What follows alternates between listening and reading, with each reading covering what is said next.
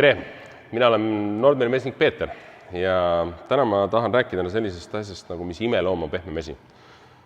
Osadel Nordmeri toodetel on peale kirjutatud pehme mesi. See on tekitanud väga palju küsimusi meie toredatest klientidest, et mis värk sellega on. Ja nüüd üritame kiiresti lahti rääkida sellest algusest peale. Nii, peale mee vurritust pumpame me mee siia suurde tünni, kuhu mahub 5,6 tonni mett. Seal tünnis hakkab toimuma mee kristalliseerumisprotsess.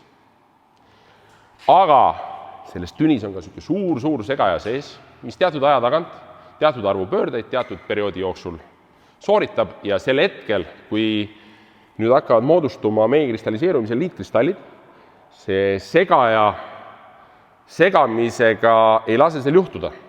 Ja selle tulemusena on tulemus see, et ei ole mesi on küll kristalliseerunud, aga ei ole liitkristalle, ehk et kui sa tahad mett tarbida ja lusika lükkad mee purki, siis mesi on oma olemuselt pehme, ehk et kristallid ei seo oma vahel.